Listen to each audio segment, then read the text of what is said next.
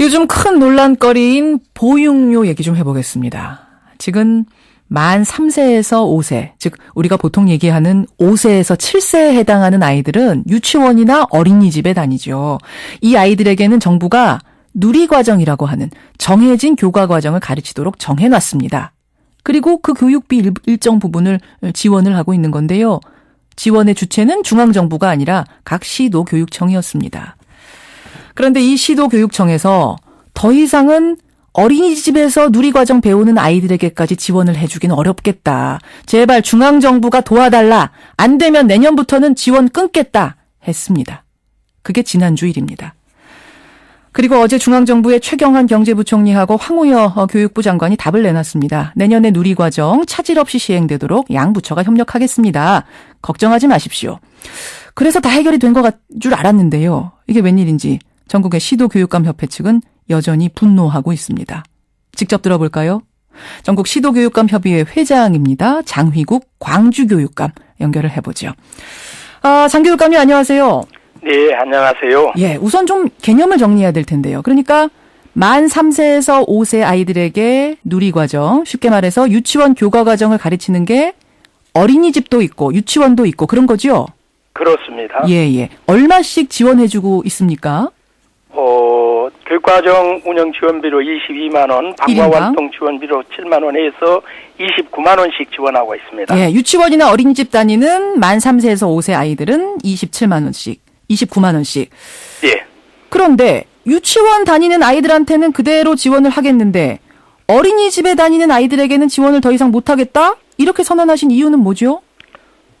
그거 이제 좀 자세히 설명하려면은 긴데요. 짧게. 저희들이 우선은 예산의 압박이 너무 크기 때문에 이게 감당할 수가 없다 하는 말씀인 거고요. 예산의 압박이 큰데 유치원 아이들은 그대로고 어린이집 아이들은 안 된다. 요것은 어떻게 정하신 그래서 겁니까? 그 부분은 저희들이 이제 지방교육재정교부금으로 쓸 분야가 교육기관과 교육행정기관의 예산으로 쓰게 돼 있습니다. 법률로요. 그런데 이제 유치원은 우리 교육기관이지요. 그러나 어린이집은 교육적 성격을 가지긴 했지만 보육기관입니다. 그래서 유치원은 교육부와 지역 교육청들이 관할해서 지원하고 지도하고 그렇지만 어린이집은 복지부 관할 지방자치단체에서 지도하고 지원하고 그렇습니다. 그렇기 때문에 저희들은 교육 예산으로 지출하기가 어렵다 이런 취지의 말씀인 거죠. 우선은 전에는 일단 그 정부와 지자체에서의 지원이 상당히 있었습니다. 그렇기 때문에 우리가 그걸 부담했었는데 이제는 유치원만 부담하겠다 이런 취지인 것이죠. 그렇군요. 뭐 교육청에 돈이 넉넉하면 유치원 다니는 3세, 5세 아이들도 해주고 어린이집 다니는 아이들도 해주겠지만 지금 예산이 모자른 상태에서는 결국 누구를 좀 떼야 된다면 어린이집에서 유치원 과정 배우는 아이들은 떼겠다 이렇게 된 거네요. 네, 그런 취지죠. 예, 돈이 많이 모자릅니까? 그렇습니다. 저희들이 이 누리과정 예산이 우리 전체 예산의 10%입니다. 그렇기 때문에 그 전체 예산 중에서는 경직성 경비, 그러니까 인건비라든지 꼭 들어가야 되는 돈? 꼭 들어가야 할 부분, 그게 70%가 넘습니다. 그래서 남는 6%를 가지고 이제 일반 교육 사업을 하는데 시설도 하고요. 그런데 그 중에서 전체 예산의 10%면은 거의 뭐 30% 이상이 누리과정으로 들어가게 됩니다. 유치과정으로. 이거는 전혀 2012년부터 새로이 도입된 예산이기 때문에 저희들로서는 감당할 수가 없다 하는 것이죠. 그렇군요. 자, 그래서 지난주에 이제 선언을 하셨어요. 내년부터는 어린이집에서 유치원 과정 배우는 아이들은 지원 못하겠습니다. 네. 그리고 나서 학부모들이 이제 한바탕 난리가 났죠. 이거 어떻게 된 거냐. 어린이집 아이들은 차별하는 거냐. 뭐 이런. 그러자 어제 중앙정부의 최경환 경제부총리하고 황우여 교육부 장관이 합동 브리핑했습니다. 뭐라고 했냐면 내년 어린이집 보육료 지원을 차질 없이 시행되도록 협력하겠습니다. 소요 예산의 부족함이 없이 지원하고 지원 방안을 예산 당국과 협의해 나가겠습니다. 그러면요, 교육감님, 중앙정부가 다 지원해 주겠다고 한 거니까 이거 해결된 거 아닌가요? 아이고, 그렇지 않습니다. 국민 여러분들께는 정말 죄송한데요.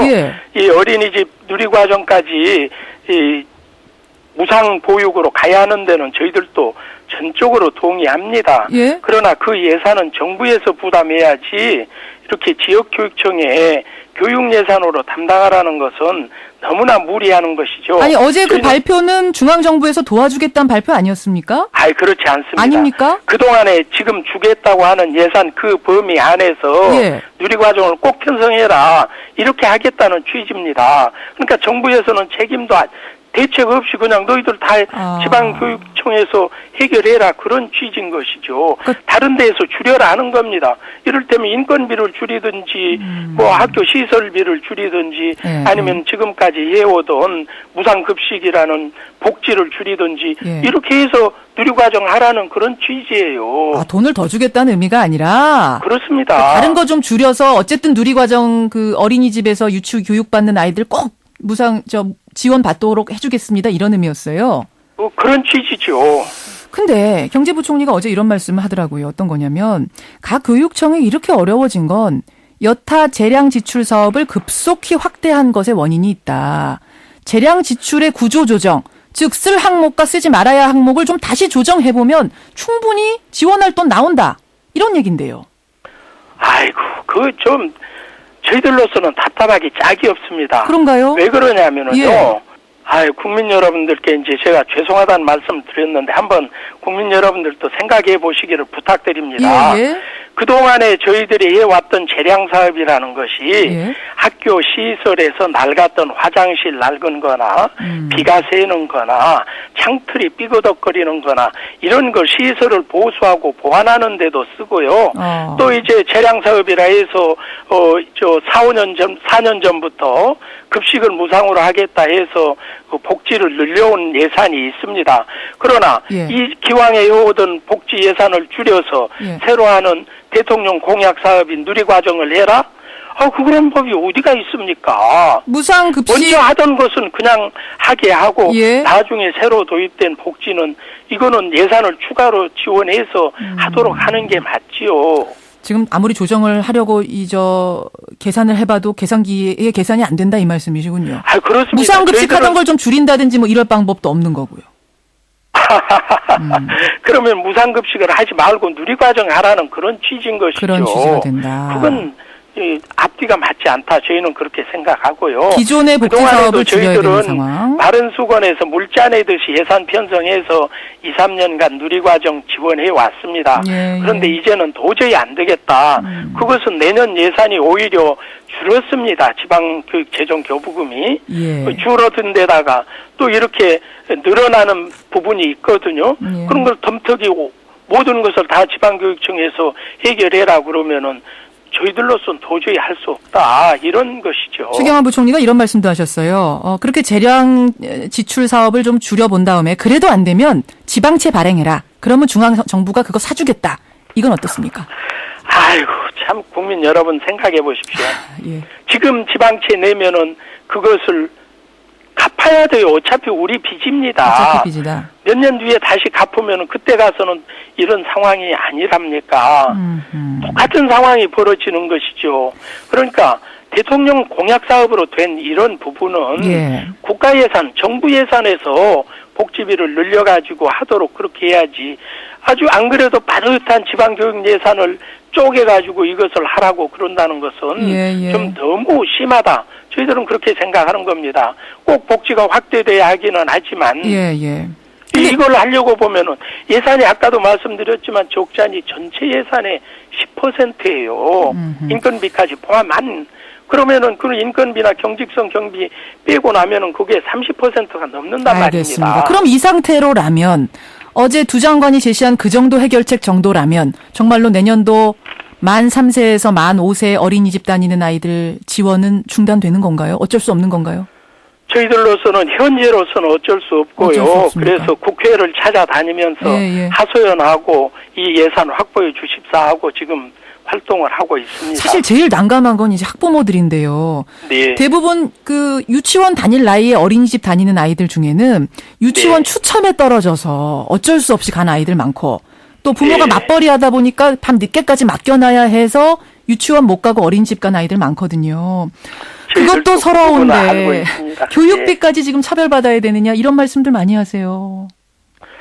그러니까 저희들로서는 정부에서 책임져 달라 그런 것이죠. 그동안에는 정부와 지자체에서 일정하게 지원이 있었어요. 예.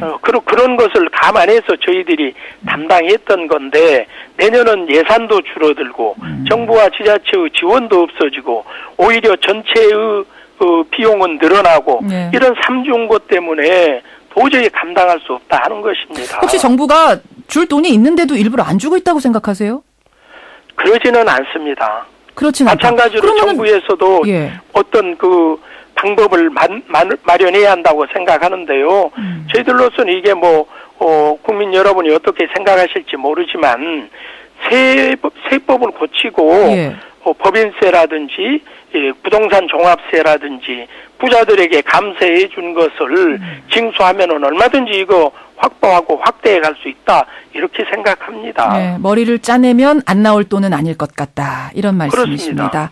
최소한 언제까지 정부가 해결책을 답을 줘야 이 내년도 지원이 중단 없이 되겠습니까? 기간을 좀 생각해 보자면. 저희로서는 시도의회에 예산서를 10월 말 11월 초에 예. 제출해야 하기 때문에 예. 그때까지는 답이 있어야 하고요. 예. 그렇지 않으면은 저희들로서는 어쩔 수 어쩔 없이 수 없다. 이것을 제한 예산을 편성해서 시도의회에 제출할 수밖에 없습니다. 여기까지. 그러나 일단 그렇게 됐다 할지라도 예. 또다시 정부 차원에서 대책을 마련하고 지원을 한다면은 그 밖에 1, 2월에라도 예산을 추가로 편성한다든지 그 추경 예산에 반영하기로 하고 알겠습니다. 지출을 한다든지 어떤 비상한 방법은 있을 수 있습니다. 교육감님, 예, 여기까지 말씀 듣도록 하지요. 고맙습니다. 예, 감사합니다. 예, 전국 시도 교육감 협의회 회장이세요. 장휘국 광주교육감이었습니다.